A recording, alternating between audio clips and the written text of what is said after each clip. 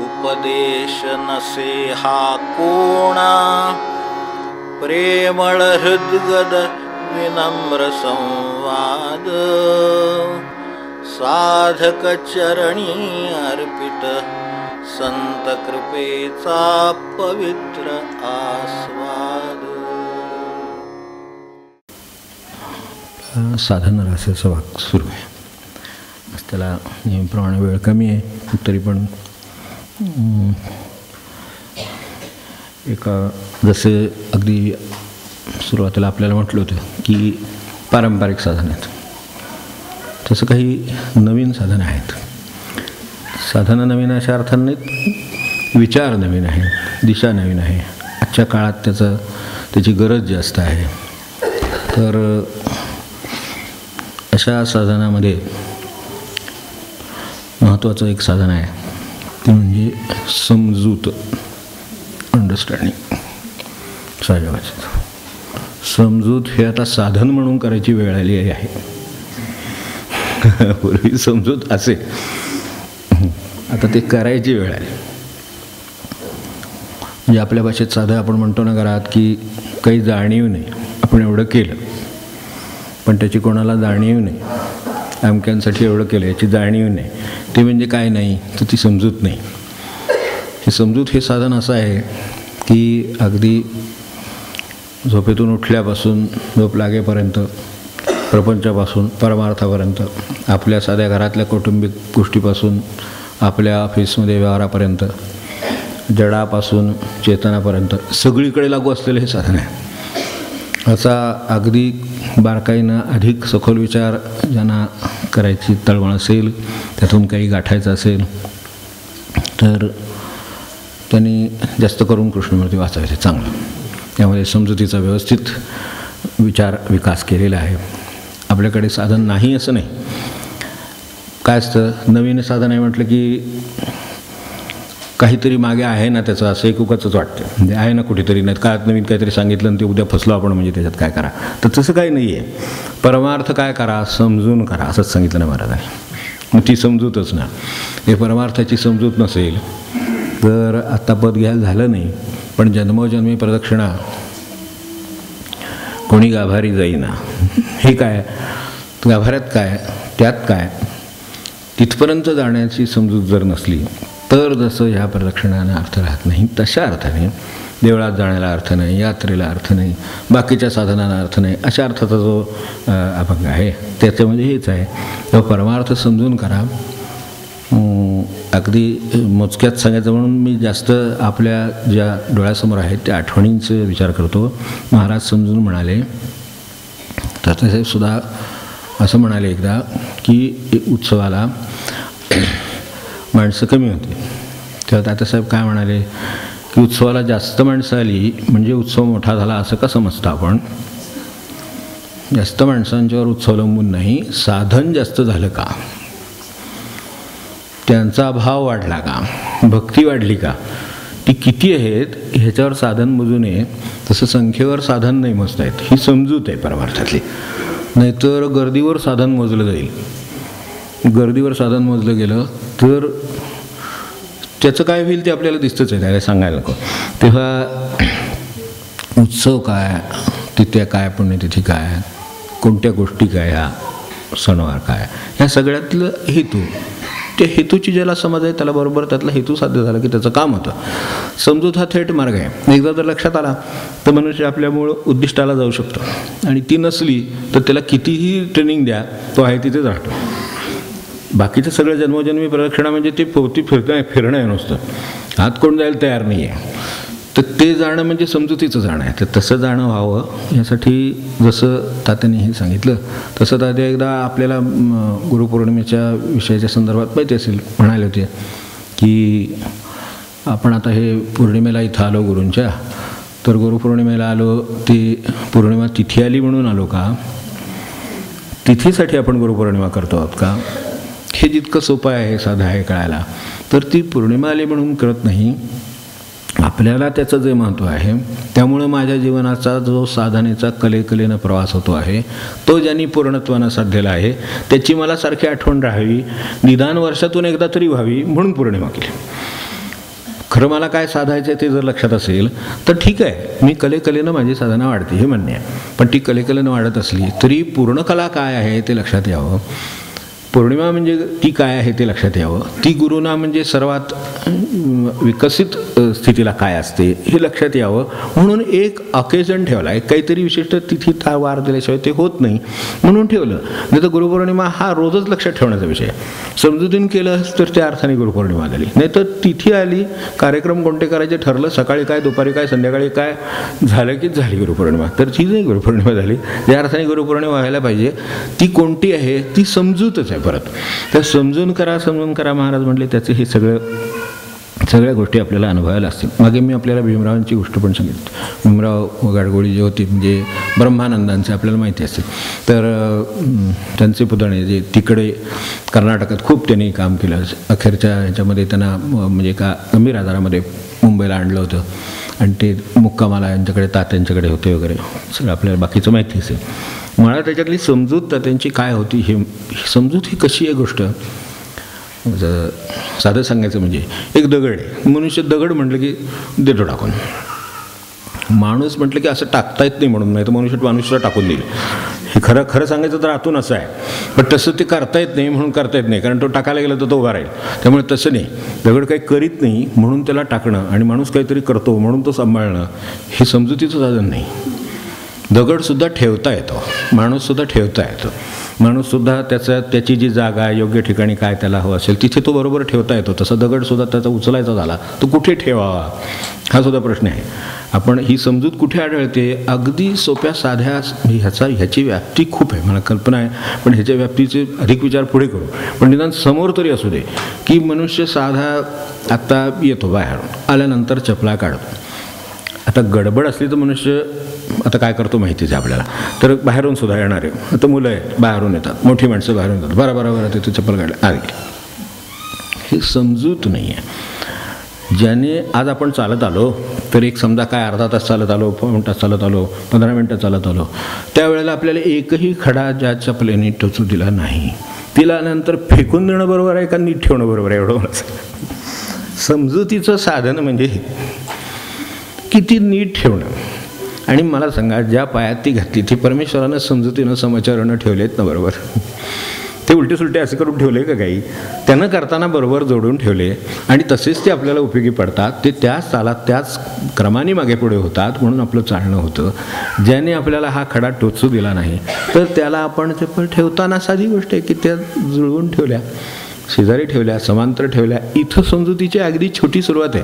म्हणजे तिथे सुद्धा आपल्याला बरं त्या चपलाच आहेत, त्या काही म्हणत नाहीत म्हणून आपण काही का असं नाही का म्हणतात. म्हणजे मग असं होतंच बाहेर की म्हणत नाही, मग कशाला काय, मग त्याचं तशी राहिली म्हणून काय बिघडलं, काहीतरी बिघडलेलं आहे. कारण ज्याने खडा टोचू दिला नाही आणि तासभर आपला प्रवास व्यवस्थित केला, पुढे तो अजून ती चांगल्या चपला वर्ष 2 वर्षसुद्धा येतात. आता हौसेनं बदलणं हा गोष्ट वेगळी, किंवा ते कदाचित ड्रेससारख्या रोज वेगळ्या रंगाच्या असं लागत असतील लोकांना, आता काय सांगता येत नाही. तर ते जे आहे ते वेगळं. पण आपल्याला ज्या चपलेने खडा नाही टोचून दिला, 1 तास आपला आज प्रवास केला, अशी ती माझा 100 तास 200 तास प्रवास चालू ठेवणार. आपण चुकून बाहेर गेलो, पायात चप्पल नसली तर खडा लागला की लक्षात येतं की चप्पल नाही आहे. मग तिचं महत्त्व काय हे आपल्याला अशा प्रसंगी तरी कळतं ना. मग ते महत्त्व कायमच ह्या सगळ्या विश्वाचं असणं म्हणजे समजतं. ह्या सगळ्या विश्वाचं तेवढंच महत्त्व आहे. ह्याच्यामध्ये असलेल्या भिंतीचं महत्त्व आहे, ते वरच्याचं महत्त्व आहे, ते कडेच्या खिडकीचं महत्त्व आहे, येणाऱ्या वाऱ्याचं महत्त्व आहे, न येणाऱ्या त्या बंद करणाऱ्या खिडकीचं सगळ्याचं महत्त्व आहे. ही लावलेली आहे म्हणून आज इतपत उभं आहे. हे उघड्या टाकल्या की आपल्याला कळेल की काय हवामान आहे बाहेर, आपल्याला कल्पना आहे.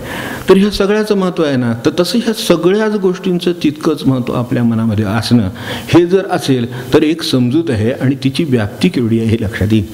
तेव्हा मी सांगत होतो तात्यासाहेबांचं आठवण झाली भीमरावांच्यावरून.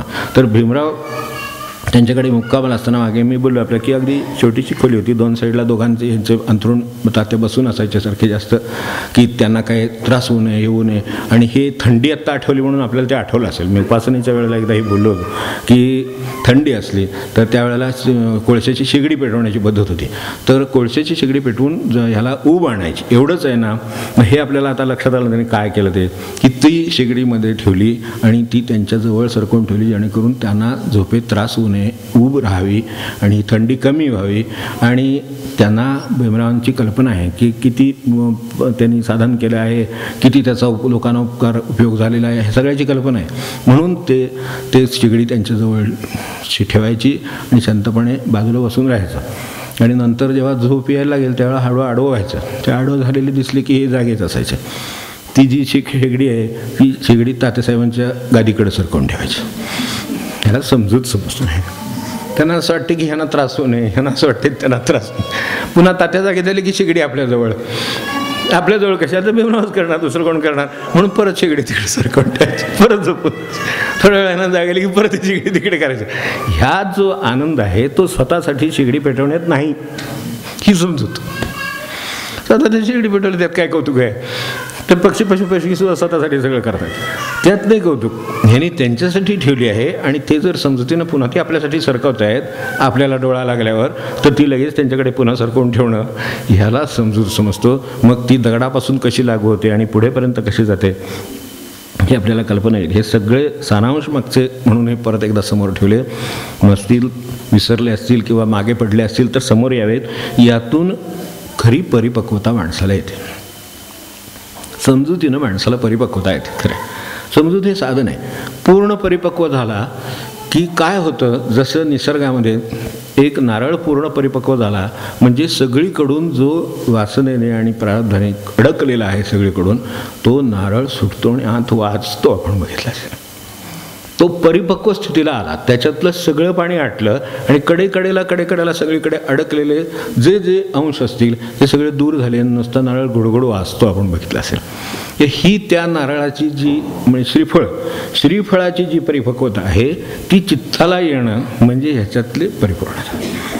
ही समजुतीनं येते. ह्याच्यातलं प्रारब्ध आहे ते सुसून येते, आनंदानं सुसून येते. त्यात कर्म करतानाची सावधानता आणखी नवीन प्रारब्ध निर्माण करीत नाही म्हणून येते. अशा सगळ्या मार्गाने हळूहळू ते सुटतं. म्हणजे तोच नारळ ज्या वेळेला आपल्याला माहिती असेल की ज्या वेळेला तो आपण नेहमीच्या व्यवहारासाठी ज्या वेळेला आणतो त्यावेळेला वाजवून घेतो. पाणी आहे ना, एक कसा फरक आहे ते सांगतो की समजूत प्रपंचामध्ये आणि परमार्थामध्ये ह्याच्यामधला फरक कसा आहे. नारळासारखा आहे. आपण बाजारातून नारळ घेतला, त्यात पाणी नाही वाजलं तर आपण म्हणतो हा पुढे गेला जरा, म्हणजे खोबरं कडक होणार असला तर ते शेवटी गोडगोड झालं की मग खोबरं किसून घालावं लागतं आणि त्याच्यात ओलावा राहत नाही. तर हे आपल्याला माहिती आहे म्हणून आपण तो वाजवून घेतो. तेव्हा प्रपंचाला ज्या वेळेला बाजारात जाऊन नारळ आणतो त्यावेळेला वाजवून घेतो आणि पाणी असलं तर घेतो. तेव्हा प्रपंचाची स्थिती अशीच आहे. तर तिथे हे वाजणाऱ्या आणि अशा अपरिपक्व अशा अवस्थेतलेच गोष्टी एकरात प्रपंचच मुळात ह्या अर्थाने तेवढ्याच पातळीवरचा आहे. तर तिथंपर्यंत पण त्याच वेळेला सुद्धा आपल्या लक्षात येईल की त्याच्यात तेच नारळ आहे. तर तो फोडला की ते काढायच्या वेळेला काय सुरी किंवा काय तुमच्याकडे हातात काय साधन असेल तर त्यांनी कितीतरी जोर लावून मनुष्य प्रयत्न करेल तेव्हा एक तुकडा नारळाचा त्याच्या पदरात पडतो. आपण प्रसादाचं नारळ फोडून नारळ वाटायला सांगतो तर त्यावेळेला नारळ वाटताना ते तुकडे करून जर दिले तर ते करताना त्यावेळेला शक्ती लावून ते सगळे तुकडे करून मग कोणाला ते द्यावे लागतात. त्यावेळेला त्याच करवंटीपासून तोच नारळ काढायला किती कष्ट पडतात. ही अपरिपक्व स्थिती आहे श्रीफळाची. ती प्रपंचात उपयोगी पडेल पण इतपत उपयोगी पडेल परमार्थात जायचं असेल तर ही अपरिपक्व स्थिती ज्या वेळेला पाणी त्यातलं नाहीसं होतं. म्हणजे या अर्थाने सगळीकडे अडकलेलं जे बाजूनी आहे तेच काढायला आपल्याला ते शस्त्र लागलं नाही तर कशाला ते लागलं असतं. आपण नारळ फोडला असता, सगळा काढून घेतला असता, वाटून टाकला असतं. तसं होत नाही त्या क्षणी. म्हणून आपल्यावर प्रपंचाचे मधला जो टप्पा आहे त्यामधले सगळे आघात, त्यामधले सगळे प्रसंग सगळं हे सुसून ते हळूहळू कडेनं सुटतं आणि मग ज्या वेळेला ते आत तयार होतं त्यावेळेला ते वाचतं. ते फोडलं तर वरचं कवच वेगळं जातं आणि इकडे जसा प्रपंचाच्या अनुभवाने परिपक्व होऊन परमार्थाची परिपक्वता जेव्हा मनुष्य गाठतो तेव्हा ते जसंच्या तसं आतलं जे वाजणार आहे ते कवच टाकलं जातं आणि हे वापरायला सोडून दिलं जातं. वापरा, कसं ठेवा आणि म्हणून अशा गोष्टी किती टिकतात. विनोबा म्हणायचे तसं आहे की मनुष्य खरं जर वयानं परिपक्व होत गेला ना, जर समजुतीच्या प्रमाणाने, हे समजूत हे साधन आहे, तर ह्या साधनाचं रहस्य हे की तो जर वयाप्रमाणे जर परिपक्व होत गेला तर हळूहळू विनोबा म्हणायचे तसं आहे की त्याला हळूहळू हे जे बाहेर आघात होत असतात, दुःख येत असतात, प्रारब्धाने काय आजारपण येत असतात, रोग येत असतात, मनाविरुद्ध गोष्टी होत असतात, त्याचा जो त्रास असतो तो हळूहळू कमी होत गेला पाहिजे जर तो परिपक्व होत असेल तर. पण उलटं होतं, मनुष्याचं वय वाढायला लागलं की नाही त्याला अस्वस्थता जास्त यायला लागते. म्हणजे म्हणतो बघा आपण म्हणतो की म्हातार मनुष्य झालं की हळवं होतं जास्त, जरा काय झालं तरी सहन होत नाही, जरा काय झालं तरी काळजी वाटते. ते नातवंड असतं, आता ते बघायला त्याचे वडील असतात, आई असते, पण ते नातवंड नाही मागं पुढं आलं काय, त्याला वेळ झाला की अस्वस्थता यायला लागते की काय झालं असेल का काय, ते बघतील दोघं ते. पण ही परिपक्वता नसल्यामुळं त्याच्याकडं तसं बघता येत नाही. ते ह्या परिपक्वतेमुळं खरं व्हायला हवं असं की ते म्हणायचे बरोबर आहे की खारकेसारखं व्हायला पाहिजे मानसुद्धा. त्यावेळेला म्हटले पूर्ण परिपक्व झालं की ते, म्हणून हे जे नारळ आहे ना, हा जर फोडला समजा, प्रपंचाचं असं आहे की जर नारळ फोडला तर तो पुढे आपल्याला माहिती असेल की लगेच तो 2 दिवसात ते वापरावं लागतं.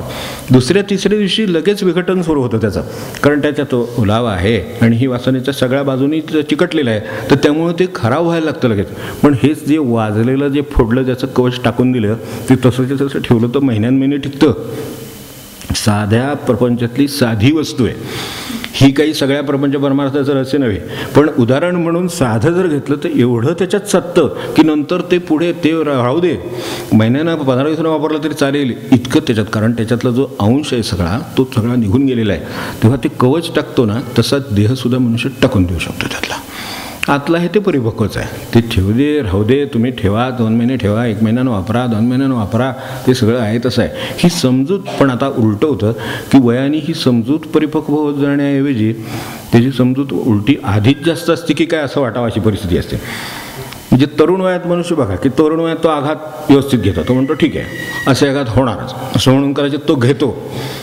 ते जे काय आघात असतील ते त्याच्या परिणाम, सुख असतील दुःख असतील काय असतील ते सगळं तो घेतो. त्यावेळेला त्याच्याकडं घेण्याची क्षमता असते. वास्तविक ती क्षमता वय वाढलं माणसाचं, जशी वयाने क्षमता वाढत जातात तशी ही पण क्षमता खरं वाढायला पाहिजे. पण ते साधन आहे त्यामुळे ते करावं लागतं, आपोआप होत नाही. मूळ साधनाचंच रहस्य आहे की ते कधी आपोआप होत नाही, ते मुद्दाम करावं लागतं. ते साधन आहे जे सहजपणे होत असेल तो निसर्गच आहे. सहजपणे जर ते होत असेल तर निसर्गाने आपोआप होतच हे. पण साधन म्हटलं म्हणजे ते मुद्दाम करायला लागेल. म्हणजे मला सांगा की एकाग्रता, आता पहिल्या लहानपणी एकाग्रता आहे आपण बघतो, पण पुढे ती साधनात ज्या वेळेला रूपांतर होते त्यावेळेला एकाग्रतेचा नामाशी संबंध आला की काय होतं ते आपल्याला माहिती आहे की बसलं की राहिलेल्या कामांची आठवण करण्याची वेळ अशी ती परिस्थिती निर्माण होते. सगळी राहिलेली कामं, कोणाला करायचा राहिलेला फोन, ते गॅस बंद करायचा राहिलेला, दार लावलं का नाही, मागचं दार लावलं का नाही, विशेषतः तिकडे काय बंद आहे नाही, हे राहिलं नाही ना, काय सगळं असेल ते त्यावेळेला आठवतं. तर हे आठवतं यावेळेला चित्ताची एकाग्रता आणि याची सगळी कल्पना आपल्याला येऊन जाते. त्यामुळे शांतपणे जपाला बसलं की कळतं लगेच कोणाला निरोप द्यायचा राहिला आहे तर सगळं लक्षात येतं त्यावेळेला, जे एरवीच्या व्यवहारात खरं लक्षात यायला पाहिजे. आता आपण साधनाला बसलो त्याची काय आठवण करायची गरज नाही, त्यावेळेला ते जास्त आठवतं. तर तेव्हा एकाग्रता ही साधन होऊन बसतं. तेव्हा वास्तविक एकाग्रता माणसाला असायला पाहिजे, पण ते साधन असल्यामुळं ते करायला गेलं की ते करताना आपल्याला एक साधन म्हणून मग प्रयत्नपूर्वक ते करावं लागतं. तेव्हा साधनं ही प्रयत्नपूर्वक करण्याचीच गोष्ट आहे. जर मनुष्याला एकाग्रता मूलतः तसं मुलं एकटक पाहतात बघा, कुठलीही गोष्ट फक्त ती मूल असल्यामुळं त्याची क्षमता आहे तेवढे ते 1 मिनिट 2 मिनिट 5 मिनिट काय असेल ते एकाग्रतेने ते पाहिजे, ते दुसरं पाहिलं की दुसरं एकाग्रतेनं पाहिजे, अशी त्याच्याकडं अवस्था आहे. पण ह्याच एकाग्रतेचा विकास जसा समजुतीचा विकास होत नाही तसं आपण त्याला हे दाखवताना ते दाखवताना ते दाखवताना ते, म्हणजे उलटं मोठ्यांचीच. मी तर खूप वेळा असं बघितलं आहे की खेळणाऱ्या मुलांना खेळणाऱ्यांचीच संख्या जास्त असते. वास्तविक ती खेळत असतात ना, पण खेळवणाऱ्यांनाच एवढा उत्साह असतो की ते पहिलं खेळायच्या आत त्याला दुसरा तिसरा चौथा खेळ 5वा खेळ, ती खेळते खेळू द्या, आपण आपलं काम करावं, नाम घ्यावं, आपल्याला वेळ कमी पडला इकडे आपण सांगतो लोकांना तरी निदान. तर तसं सांगतो ना, मग तो वेळ मिळाला तो मोकळा यायला तो वापरावा. पण तसं होत नाही, त्यांचीच खेळण्याचं व्याप जास्त. आणि ह्यामुळे होतं काय, ह्यांना असलेली एकाग्रता जाते. म्हणजे ते एक खेळणं बघत असतात तोपर्यंत ते काढून दुसरं त्याच्या हातात ठेवलं की ते काय आहे ते बघावं लागतं. म्हणजे ते पुढं काय होणार त्याचं ते लहान मुलाचं कळतं आपल्याला. त्याला जर एकाग्रतेनं ते खेळणं कसं ते बघायचं आहे, मोडायचं आहे, तोडायचं आहे, काय उघडून बघायचं आहे, खोलायचं आहे, त्यांचं एकाग्रतेनं सगळं चालू असतं. पण ते त्याच्या आत दुसरं काहीतरी वाजणं त्या समोर ठेवलं की झालं सुरू त्याचं काम. म्हणजे आता त्याला नसलेलं हे लावून दिल्यासारखं झालं की नाही. तशी ही समजूत आपल्याला मुळात खरं म्हणजे जी विकसित व्हायला निघालेली आहे ती साधन म्हणून विकसित करण्याकडे जर वातावरण राहिलं तर ते होईल ना. ते बसले शांतता बसू देत. ते ज्या वेळेला काय अशांत होईल, ज्या वेळेला त्याला त्याची एकाग्रताची क्षमता संपेल त्यावेळेला आपण त्याला दुसरं काहीतरी देऊ. पण तेवढा पेशन्स माझ्याकडे नाही ना. माझ्याकडे कुठे समजूत आहे ही. मला असं वाटतं की सारखं ते काहीतरी करायला पाहिजे. सारखं काही करायलाच पाहिजे असं काही नाही. जगामध्ये सारखं काही करायला पाहिजे नाही हे खरं गरज आहे. हे लक्षात नसल्यामुळं जी कामं केली जातात त्यामुळे जास्त गोंधळ झालेला आहे. त्याच्याने सगळ्या गोष्टी काही करायलाच पाहिजेत असं नाही आहे खरं म्हणजे. पण त्या करायलाच पाहिजेत असं वाटत असल्यामुळं जी कार्य होतात त्याच्याने गोंधळ जास्त निर्माण होतो. तर हे आपण आपल्या प्रपंचामध्ये बघावं, बाहेर बघावं, ऑफिसमध्ये बघावं, कुठेही. तर यावरनं आपल्या कल्पना येईल की ही समजूत ही तशी म्हटलं तर समजूत शब्द खूप साधा आहे की त्याला आता आपण ह्यांना मोठ्यानं म्हणतो एवढे मोठे झाले पण त्यांना अजून समजूत नाही. आता हे खाजगीत म्हणतो आपण, त्यांच्या तर तोंडावर कधीच म्हणणार नाही. पण आपल्याला कळतं एवढ्या आता वयानं मोठे झाले पण त्यांना अजून समजूत नाही. म्हणजे वयानं समजूत यावी असं आपल्याला आतून कुठेतरी वाटत असतं की नाही. मग त्यांचं राहू दे, कारण त्यांच्यामुळं काय व्हायचं ते होईल त्यांचं. पण वयामुळं आपल्याला पण समजूत आली पाहिजेच की नाही शेवटी. मग ती जर आपल्याला आली पाहिजे तर त्यांना जी आलेली नाही तेवढी आपण जरी अभ्यासली तरी आपल्याला ती येण्याची शक्यता आहे. ठीक आहे, त्यांना नसेल, कुणी सांगणारं भेटलं नसेल, त्यांना त्याचं महत्त्व कळलं नसेल, हे साधन असतं हे कळलं नसेल, त्यामुळं परिपक्वता येते माणसाला, ज्याला मॅच्युरिटी म्हणतात ती परिपक्वता येते. तर ती परिपक्वता येत आली नसेल त्यांना. पण आपल्याला प्रयत्न करून आपल्याला ते आणायला काय हरकत आहे. तर यासाठी आपल्याकडच्या साध्या क्षमतांपासून तो परमेश्वर ओळखण्यापर्यंत सर्व क्षमतांना लागू असलेलं काय साधन असेल तर हे समजुतीचं आहे. आणि खरं सांगायचं तर वय हा तसा भौतिकच गोष्ट आहे, निसर्गाची गोष्ट आहे, आपोआप होणारी आहे, साधनानं साधायची गोष्ट आहे, ती समजूत आहे. आणि समजुतीचं वय हे खरं वय माणसाचं खरं वय कोणतं तर समजूत. आपण काही वेळेला पाहिलं असेल, काही वेळेला म्हणण्यापेक्षा बऱ्याच वेळेला असं पाहिलं असेल, मला तर वाटतं की मोठ्या माणसांपेक्षा लहान मुलांच्यात समजूत जरा जास्त असते. तर त्या अर्थाने ती लहान नाहीत ना, ती मोठीच म्हणायला पाहिजे. आपण उलटं काय म्हणतो की किती लहान वयात त्याला समजूत आहे, हे एवढंच आपल्याला समजलेलं असतं फक्त. किती लहान वयात त्याला समजूत आहे, किती शांत बसतोय, किती आपणहून अभ्यास करतोय असं आपल्याला वाटतं. म्हणजे हे सगळं आपण केलेलं नसलं पाहिजे आणि अजून आत्ता जे काय करायचं असेल ते पण करत नसलं पाहिजे. हा त्याचा अर्थ आहे. फक्त एकच गोष्ट चांगली आहे की आपल्या हे लक्षात आले त्याला समजूत आहे आणि ती लवकर वयात आली. म्हणजे दोन्ही गोष्टी आपल्याकडे नाहीत हा त्याचा अर्थ झाला. तर हे जर आपल्याला लक्षात आलं तर आपल्या लक्षात येईल समजूत काय आहेत. तर खऱ्या अर्थाने जर मनुष्य वयाने जर मोठा व्हायचा तर समजुतीनं खरा मोठा व्हायचा. तर समजुतीनं मोठं व्हायला काही वयाची किंवा कशाची अट किंवा अडचण आहे का. 43 वर्षाचा माणूस आहे तो 44 वर्षाचा व्हायला 1 वर्ष त्याला थांबावंच लागेल. पण समजूत आणायला 1 दिवस सुद्धा पडेल. समजुतीचं रहस्य हे आहे की समजूत कधीही ठेवायची ठरवली की ठरवली. आपण एखादी गोष्टीचं समजा ह्या स्थिती असतात, हे असतं माणसांचं खूप त्याच्यावर आहे. 5-5 वर्ष 10-10 वर्ष वाद चालतात. 10-10 वर्ष म्हणजे फार कमी झाले, म्हणजे कोर्टात सुद्धा याच्यापेक्षा जास्त काळ चालतात. तर ते सगळे जे आहेत ना ते सगळ्याचे किती माणसांचं त्याच्यावरही चालू असतं, संघर्ष चालू असतात, हे सगळं चालू असतं. त्याच्यामुळे त्या देणाऱ्यालाही स्वास्थ्य नाही, असणाऱ्यालाही स्वास्थ्य नाही, मागणाऱ्यालाही स्वास्थ्य नाही. अशा अवस्थेत माणसं वर्षानुवर्ष काढतात. आणि एक दिवशी काही होतं, कोणा ठोक कोण गुरु सांगेल काय, त्यांना स्वतःला वाटेल, कुठे ग्रंथात वाचतील आणि त्यांना वाटेल सगळ्याचा भगवंत करता आहे, काही आपण याची काळजी करायची काही कारण नाही, तुम्हाला काय घ्यायचं ते घ्या. आणि म्हणतो त्या ह्याच्यावर ते आपलं हक्क सोडपत्र केलं जातं. तसं ते तसं एक सही करतो. मला सांगा एका सहीनं सगळी इस्टेटचा प्रश्न सुटून गेला, चिंता सुटली, त्याची काळजी सुटली. दुसऱ्या क्षणी माझ्या मागे काही नाही आहे. आता एका सहीच्या म्हणजे ज्याच्यासाठी 10 वर्ष 20 वर्ष कटले, त्यांचे बैठका, त्यांचे ते ठराव, त्यांचं ते वाटाघाटी सगळं चालू असतं, ते सोडायला किती काय लागतं तर 1 सही लागते. वास्तविक इतकं सोडायला त्याच्या दुप्पट वर्ष लागली पाहिजेत. पण तसं नाही होत. ते समजुतीचं तसं आहे. समजुती 1 सही आहे मनानं केलेली. मनाने सही करून टाकले की विषय संपला. आपल्याला या गोष्टीची काळजी करायची नाही असं वर लिहिलं आणि त्याच्याकडे 1 सही केली की सुटलंच की संपलं. ह्या अर्थाने समजूत म्हटलं तर साधन आहे, म्हटलं तर अवघड आहे, म्हटलं तर अत्यंत सोपं आहे. कारण काय आहे की ते जे काही करायचं ते करायचं आहे एवढं म्हणून आपण खाली सही करण्यासारखी करण्याची गरज आहे की ते हे मी सोड. आणि या समजुतीनं म्हणजे ह्याला आपण आता थोडं इंग्रजीत अधिक या बाबतीत बरं आहे की केअरिंग ॲटिट्यूड आहे ती समजुती एक प्रकारची.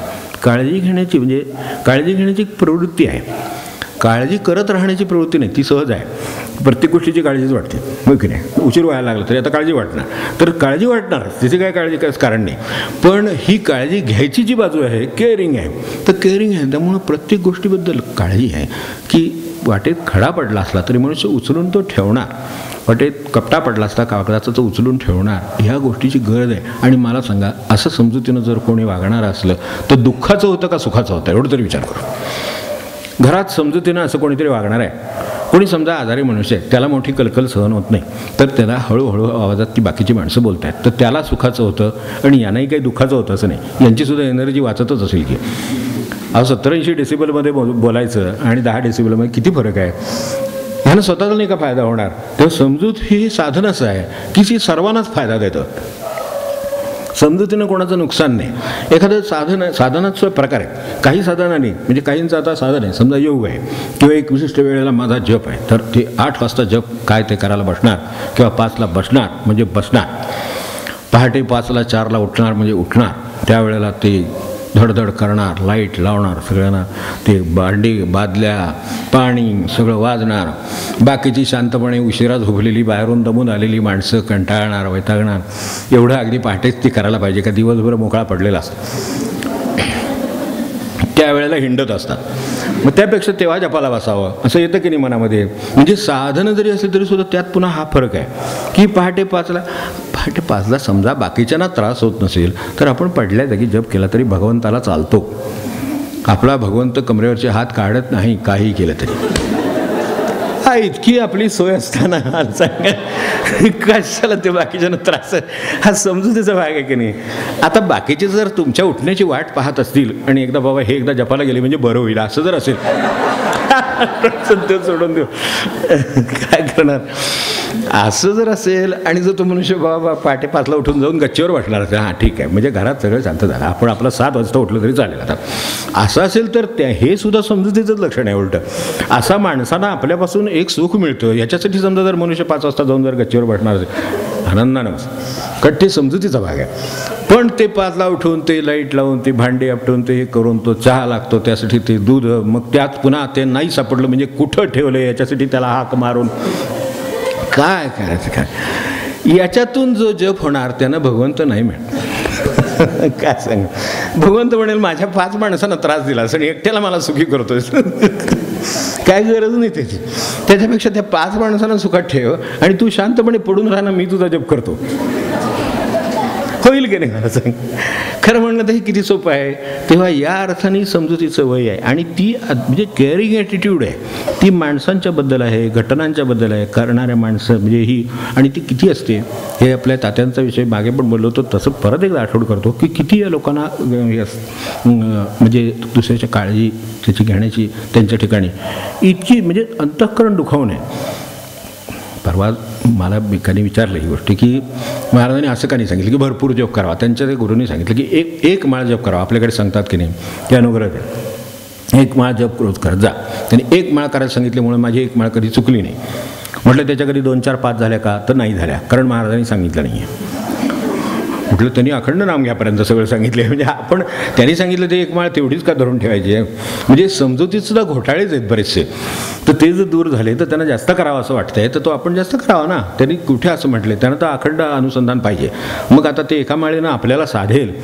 आता ते त्यांना सांगण्याचा उद्देश त्यांचा काय आहे ते त्यांनी दुसरीकडे सांगितलं आहे की तुम्हाला त्यांनी समजा असं म्हटलं की तुम्ही 5,000 जप करा, 10,000 जप करा. अगदी काय त्याची परिस्थिती बघून 20,000 जप त्याला सांगितला उद्या समजा, तरी 20,000 जप सांगितला आणि त्याच्याकडनं झाला नाही, तर महाराज काय म्हणले, तुम्ही असं विद्यार्थी का बोलता. महाराजांनी विचारलं होतं ना की असं करावं किंवा मोठ्यांची काळजी घ्यावी किंवा काय नम्रता बाळगावी. असं म्हणे तुम्ही नम्रता बाळगा, तुम्ही 2,000 जप करा, तुम्ही हे वाचन करा, असं तुम्ही करा का नाही म्हणत. ते म्हणले कराला आज्ञार्थक स्वरूप आहे आणि आज्ञेमध्ये ते जर तुमच्याकडनं झालं नाही तर तुम्हाला दोष लागेल. गुरु आज्ञा पालनाचं चूक झाल्याचा दोष तुम्हाला लागेल, म्हणून मी जप जास्त करावा असं सांगतो. म्हणजे आपल्याला दोष लागू नये ह्याच्यासाठी त्यांनी आज्ञा करायची नाही. ह्याच्यापेक्षा समजुतीचा काय विकास असू शकेल. की त्यांना दोषसुद्धा लागू नये त्याचा, म्हणून त्यांना सांगताना असं करावं, हे करावं काय, विद्यार्थी का बोलता असं विचारलं. तर विद्यार्थी एवढ्यासाठी बोलतो. तर तसं ह्या आत्ता विषय तात्यांचा चालला होता. तर तात्यांना मागे आपल्याला सांगितल्याप्रमाणे ते भगवानराव जे जवळ असायचे त्यांचं एकच काम त्यांच्याकडे दिलेलं होतं. तो जसं महाराजांचं एक कृपा आहे तसंच प्रकार आहे की वृद्धपणी नंतर दातांचे त्रास झाल्यानंतर दात्यांना कवळी बसवली. तर ती कवळी सांभाळायचं एक काम असतं, आपल्याला माहिती आहे. म्हणजे ते माळेपेक्षा कठीण असतं, पण ते सांभाळायचं काम असतं. तर ते सांभाळायचं काम आता तात्यांची सेवा करायची इतकी सगळ्यांना इच्छा असायची. तर त्याच्यातलं हे भगवंतरावांच्याकडे ती कवळी सांभाळायचं काम दिलं. ती डबी ठेवायची आणि त्यांना ते जेवायला बसले की नेऊन त्यांच्या शेजारी ती डबी ठेवायची, हे काम दिलेलं आहे. आता हे काम देण्यातसुद्धा त्यांचा कनवळूपणाच आहे की तात्यांचं स्मरण राहिलं. जसं महाराजांनी तात्यांना रुपया देऊन त्यांचं स्मरण राखलं तसं ते स्मरण राखण्याचा प्रकार आहे. तर हे ते नित्यनेमाने करीत कुठं करतात. तर काही एकाच ठिकाणी तसं नाही, त्यांना जिथे जिथे जावं लागेल तिथे तिथे बरोबर हजर राहायचं. जेवणाची वेळ आली का आधी नेऊन ती डबी समोर ठेवायची. हे काम ते किती बारकाईनं ही काम माणसं करत असतील. तर ह्याच्यात एक पण तात्यांची समजूत किती प्रकारची असेल. तर ते ह्याला गेले होते, सांगलीला गेले होते एकदा. आणि सांगलीला त्या आपल्याला माहिती आहे कुलकर्णी बंधूंच्याकडे पूर्वीपासून महाराजांच्या काळापासून उपासना आहे. तर त्यांच्याकडे त्यांनी त्या दिवशी साखरभात केला होता. काय त्या दिवशी जेवणाचा तात्या आले म्हणून काहीतरी करायचं सुप्रसादाचं म्हणून साखरभात केला. तर तो जेवायला बसले आणि भगवंतरावही जेवायला बसले. आणि जेवायला बसल्यावर त्या क्षणी त्यांच्या लक्षात आलं, भगवंतराव शेजारी बसले होते आणि त्यांच्या एकदम लक्षात आलं आज कवळी ठेवायची राहिली, ती तिकडं राहिली कुठेतरी. तर हे काहीही बोलले नाही, त्यांचा चेहरा पडला. मात्र भगवंतरावांना मनात नाटलं, अरे आपल्याकडे काम संपवलं आहे, रोज आपण हे न चुकतं करतो, पण आज राहिलं आणि हा साखरभात खायचा आहे. आता तो असेल काय कसा केला असेल ते चांगल्यात चांगलं करण्याचा प्रयत्न करणार तात्यांसाठी हे बरोबरच आहे. पण तरीसुद्धा या क्षणी आपली कळी ठेवायची राहिली. आता सगळ्यांसमोर हे काम करणं बरोबर नाही. पंगत बसली, नमस्कार झाला, सगळं झालं, श्लोक म्हणून झाला, आता सुरू झालेलं आहे. तेव्हा आता काय होणार, आता ह्यानं मनाला लागलं की अरे आपण इतके दिवस केले, एक दिवस हे काही जमलं नाही, पण हे करायला पाहिजे होतं. तर उठल्यावर आपण तात्यांना काही क्षमा मागू. ते मनात आलं. तर तात्या शेजारी बसले होते. ते त्यांना अगदी हळू आवाजात म्हणाले, चालू शकतं म्हणले, भात मऊ आहे, भात मऊ आहे म्हणले, चालू शकतं. आता ही केअरिंग ॲटिट्यूड आहे, काय आहे ही समजूत आहे की हा मनुष्य रोज करतो आहे. मला सांगा व्यवहारात असं कोण करील? 9 वेळा का त्याचं काम करा, 10 वेळा नाही केलं तर तेवढं लक्षात ठेवेल. ते 9 वेळचं नाही लक्षात ठेवणार, 9 वेळाने केलं 10 वेळा नाही केलं असं नाही होत. त्याच्यासाठी सोडून देऊ असं नाही होत. तर त्यांनी का लक्षात ठेवलं नाही एवढं फक्त शेवटचं लक्षात ठेवेल, तर तसं नाही आहे. इथे ते इतके दिवस ते करतायत. बरं त्यांनी मुद्दाम केलं आहे का? नाही. त्यांचं राहिलं आहे. तर राहिलं हे माणसाचं होऊ शकणार नाही का? होऊ शकेल. मग असं जर असलं तर राहू दे ना. एक दिवस राहिलं तर आपण तेवढं सहन करायला हरकत नाही. मला माहिती आहे की ज्याला आता आपल्याला कल्पना असेल की ज्याला ही अडचण आहे त्याला त्यातल्या पुढे काय होणार आहे माहिती आहे की पुढे त्याला त्रास होईल, कदाचित पोटाला त्रास होईल, कदाचित ते पचणार नाही, त्याचं सोसावं लागेल. पण जो आपल्यासाठी एवढं मनापासून करतो आहे तर त्याची जाणीव आहे ना. आणि जाणीवची पद्धत ही आहे की कोणालाही ऐकू न येईल अशा पद्धतीने फक्त शेजारी सांगितलं असू दे मोह आहे म्हणले. आता असू दे मोहमध्ये जो एक ॲटिट्यूड आहे, जी दृष्टिकोन आहे तो किती ह्याचा असेल, मन सांभाळण्याचा असेल, तर त्यांना त्याच्यात पुढे हे जाणवलेलं आहे की ह्यांना त्यामुळं अपराधी वाटेल की ह्यांना त्रास होईल. तर ह्यांना त्रास होऊ नये ह्याची काळजी घेणं आपण गरजेचं आहे. आता त्यांनी एवढी सेवा केलेली आहे तर त्याची काळजी घेण्याची गरज आहे. म्हणून त्यांना असू दे काही त्रास नाही असं म्हणणं म्हणजे ह्याला काय अंतःकरण लागेल. आज इतका ब्लंटनेस आहे अंतःकरणाच्या बाबतीत की मनुष्य आपल्या घरातल्या माणसाचा विचार करायला तयार नाही. हे बाजूच्याचं काय करणार आणि निसर्गाचं तरी काय करेल माणसाने. तेव्हा ही एक समजूत आहे. तिचा विकास जेवढा आपल्याला करता येईल तर त्यांना कितीतरी गोष्टी होतात. मी सगळ्याचे पुढच्या वेळेला आपल्या उदाहरणासह अधिक देतो समोर, गरज वाटली आपल्याला करू. एक तर व्यवहार सुखाचा होतो, समजूत असेल तर व्यवहार सुखाचा होतो. कोणी मगाशी म्हटलं तसं घरात समजुतीनं वागणारा मनुष्य असला की ठीक आहे. काय वेळेची अडचण असेल, पैशाची अडचण असेल, एखाद्या मताची अडचण असेल, एखादा आग्रह असेल एखाद्या गोष्टीबद्दल, ठीक आहे करू दे, तसं काय बिघडत नाही, फार मोठं काय होणार नाही. असं जर समजुतीनं कोणी वागणार असेल तर आपल्याला किती सुखाचं होतं हे आपल्याला कल्पना आहे. तेव्हा व्यवहार सुखाचा होतो, माणसांच्या संबंधांना सुखाचं होतं, निसर्गाच्या दृष्टीनं सुखाचं होतं. ह्या समजुतीचा संबंध बाहेर निसर्गाशी पण आहे. मागे आपल्याला म्हटलं तसं की हा दगड ठेवायचा झाला किंवा हे झाड काढायचं झालं, ते लावायचं झालं, काही असलं तर त्याच्यामागं जर आपल्याला एक काळजी आहे त्याची, याची जर जाणीव असेल तर तीच कृती बदलत असते आणि तिला आतून भगवंत साथ देत असतो. हे इथलंही नाही, मी खूप ठिकाणी हा अनुभव असा घेतलेला आहे. इथे तर आपण आता परवाच पाहिला असेल की ते झाड काढायच्या वेळेला आपलं सगळं अडचण आली, झाड काढावं लागणार ठरलं, सगळं आहे. पण आपल्या मनात एक काळजी आहे की एवढं ते चांगलं झालेलं आहे तर ते जाऊ नये. त्यातल्या त्यात सर्वात जास्त चांगलं, सर्वांना एक आनंद देणारं आहे, हिरवेगारपणा असणारं, त्या निसर्गानं एवढं कष्ट करून ते वाढवलेली गोष्ट आहे तर ती जाऊ नये हे सगळं सगळ्यांच्या मनात आहे. पण आता तिथून गाडी जायला वाट नाही, आता या क्षणी आपण काही करू शकत नाही, त्यामुळे काढायची वेळ येणार. हे सगळं झालं तर शेवटी हे आपल्याला माहितीच आहे की ही सगळी म्हणजे कल्पना असेल की इथं ज्यानं चर्चा झाली. म्हटलं आता शेवटचा एक मार्ग आहे की आपण निसर्गाला प्रार्थना करू, आपल्याला त्याला वाचवायचं, एवढी गोष्ट काय. आता वाचवणं हे सुद्धा आपल्या हातात नसतं, पण वाचवण्यासाठी प्रार्थना करणं हातात आहे, वाचवावं ही समजूत बाळगणं हातात आहे. मग तेवढी आपण प्रार्थना करूया. मग त्याप्रमाणे प्रार्थना करून त्यांना सांगितलं बाबा असं जर असेल, कदाचित ते दुसरं काहीच पर्याय त्यांच्यासमोर नसेल तर त्यांना हे करावं लागेल, आणि जर काही पर्याय असेल तर काहीतरी करा.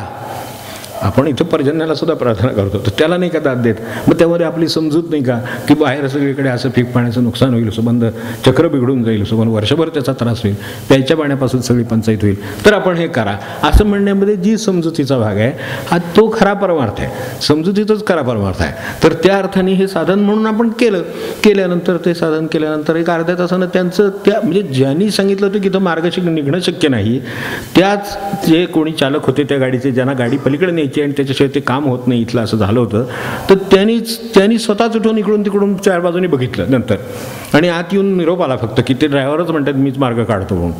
म्हटलं आता त्यांनी मार्ग काढला, कामच संपलं, आपल्याला त्यांनीच मार्ग काढण्याची गरज आहे. कट्टू मार्ग त्यांनाच त्या वेळेला सुचत नव्हता. त्यांनी 2 फूट बाजूला जाऊन इकडून तिकडून त्याला 2 दगड लावून तिथे गाडी तिकडून तिकडे घेता येईल आणि हे आपल्याला वाचवता येईल आणि झाड वाचलं. म्हणजे हा अशा पद्धतीनं ते निसर्गाला सुद्धा ते सुखाचं होतं. तेव्हा समजुतीनं निसर्ग सुखाचा, व्यवहार सुखाचा, घरातलं कुटुंबातलं जीवन सुखाचं, जड जीव सगळे आत्ता म्हटलं तसं दगडापासून चपलेपासून सगळ्यापासून सगळं सुखाचं. तेव्हा त्यामध्ये समजुतीमध्ये संवादसुद्धा राहतो आपोआप. समजूत असली म्हणजे आपल्याला दुसरा काय म्हणतो ते आधी समजून घ्यावं असं वाटतं. तुम्ही व्यवहारात बघा की सर्वसाधारणपणे व्यवहारात आधी मला काय सांगायचं ते सांगणारा एक आणि तुम्हाला काय ते सांगायचं ते सांगा म्हणणारा एक, असे 2 असतात. आपल्याला कुटुंबात अनुभवायला येत असेल हे की ते त्यांना काय ते आधी असं तुम्हाला काय सांगायचं ते सांगा असं जर म्हटलं तर लगेच व्यवहार सुखाचा होतो आणि त्यात आपलं निम्मं काम झालेलं असतं. कारण जे आपण त्यांना काय सांगणार असतो त्यातलं निम्मं त्यांना कळलेलंच असतं, हे आपल्याला कळतं त्यांचं ऐकल्यामुळे. तर ह्याच्यासाठी एक थोडी समजूत आहे, तर ती जर दाखवली गेली तर निम्मं काम होईल, उरलेलं काम आपण करणारच आहोत, म्हणजे काम पूर्णच होईल. तेव्हा अशाही पद्धतीनं ते संवादाला सुखाला होतं. तर हे पडावं म्हणून ह्या साधनाचं आपण समोर ठेवावं. त्याचे जे बाकीचे गोष्टी आहेत म्हणजे उदाहरणार्थ हे साधन म्हणून जर समजूत हे साधन मनुष्य करेल, समजुतीनं राहील तर व्यवहार होईलच सुखाचा, त्यात प्रश्नच नाही.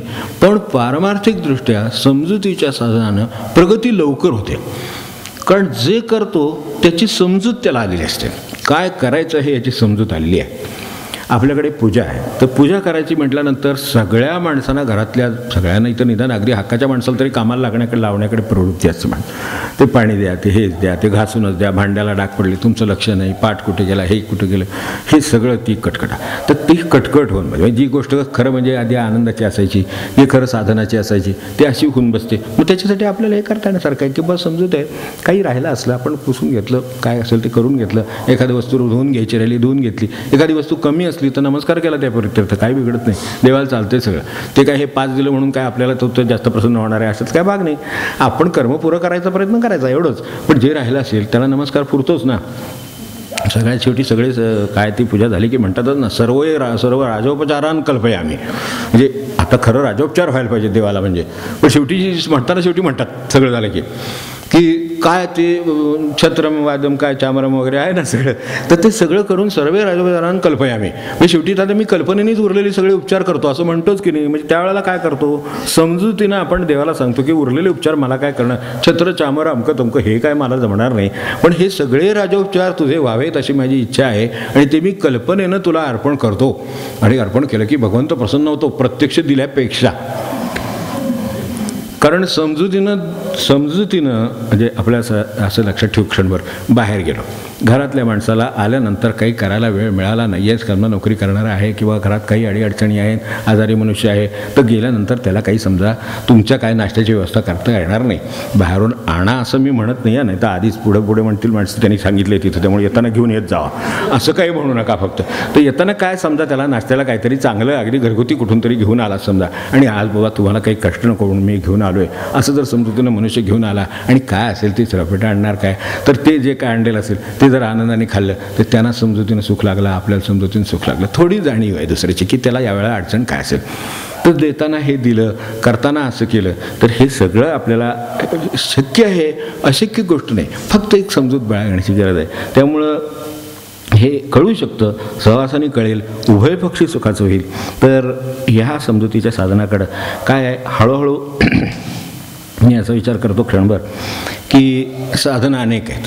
आता एक समजुतीच्या साधनाबद्दल बोललो, त्याचे अगदी निश्चित रूपरेषा मी आपल्याला पुढच्या वेळेस समोर ठेवतो. पण निदान साधन कळले, एक समजूत बाळगावी एवढं कळलं, आपल्या परीनं आपण समजूतदार राहावं एवढं तरी खरं. काय आहे, प्रापंचिक मनुष्य असल्यामुळं स्वार्थाचा विचार शेवटपर्यंत डोक्यातनं जात नाही. त्यामुळं असं वाटतं की मीच एकट्यानं समजुतीनं राहायचं का, हा एक पुन्हा एक सर्वसामान्य प्रश्न. ते कॉमन फॅक्टर जसा बाजूला काढतात त्या समीकरणात, तसा हे एक कॉमन फॅक्टर असतो की असं समजुतीनं राहायला लागलं तर लोक काय डोक्यावर पाय ठेवून जातील, काय म्हणतात ते तसं करतील लोक आणि माझं सगळं नुकसान होईल. तुमचं काही नुकसान होणार नाही. जर इथं काही नुकसान होतच असेल तर तिकडं भरून द्यायला बसलेलं आहे, कारण त्याला समजूत जास्त आवडते. चार माणसांच्या समजुतीसाठी, सुखासाठी समजुतीनं आपण जर वागलो असलो तर त्या चार माणसांकडून आपल्याला काही दुःख प्राप्त झालं तर त्याच्यापेक्षा जास्त आनंद देण्याची व्यवस्था त्यांच्याकडे आहे, एक. आणि दुसरी गोष्ट, या चार माणसांकडून जो त्रास होतो तो कसा कमी करावा हे पण त्यांना माहिती आहे, त्यामुळे ते करतील. एवढं आपल्याला कळलं समजा व्यवहाराने की ही समजुती एक साधन आहे. मी म्हणतो साधन आहे म्हणून कळलं. साधा विचार करतो मी, अगदी आली झाली आपली, पण एक साधा विचार करतो की भांडं आहे, कोरडं भांडं आहे, कोरड्या भांड्यात पाणी ओतून ठेवलं, पाणी अगदी ओतून टाकलं समजा, तरीसुद्धा भांड्याला ओल तरी राहते की नाही. समजा भांडं आहे, त्यात तेल ओतलं, तेल ओतून टाकलं, तर तेलकट तरी ते भांडं राहील की नाही, भांड्याला त्या पाण्यामुळं ओलावा तरी राहील की नाही. तर एक समजूत बाळगायची आहे, एवढं एक साधन आहे. तेवढं आपल्या मनाच्या भांड्यात पडलं तर मनाच्या भांड्याला समजुतीची थोडी ओल राहील की नाही, तेवढी राहू दे म्हणजे झालं. काय आता उरलं पुढच्या वेळा बघू.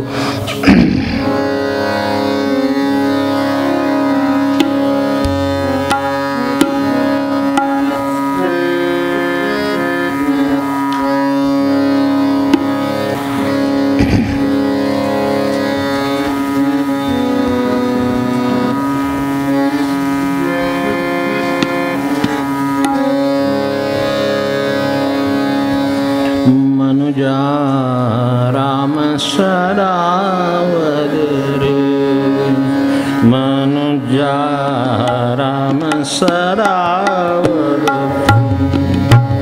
मनुजा राम सरावर रे.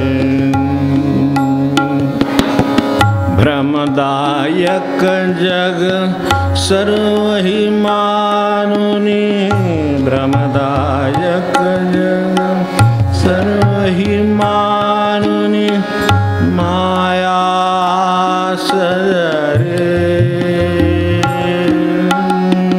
माया आसरे. मनुजा राम सरावर, मनुजा राम सरावर, मनुजा राम सरावर. कामादिक रिपु दंडुनियंतरी, कामादिक रिपु दंडुनियंतरी, सांडी दुर्मदरे, सांडी दुर्मदरे. मनुजा राम सरावर रे, मनुजा राम सरावर रे, मनुजा राम सरावर. सावळी सुंदर मूर्ती मूर्ती हरीची सावळी सुंदर मूर्ती हरीची ध्यायी मनी आदरे ध्यायी मनी आदरे मनुजा राम सदा वंदे मनुजा राम सदा वंदे मनुजा राम सदा वंदे रघुवीर अक्षयी देईल तू ते रघुवीर अक्षयी देईल तू ते निरंजन पदरे निरंजन पदरे मनुजा राम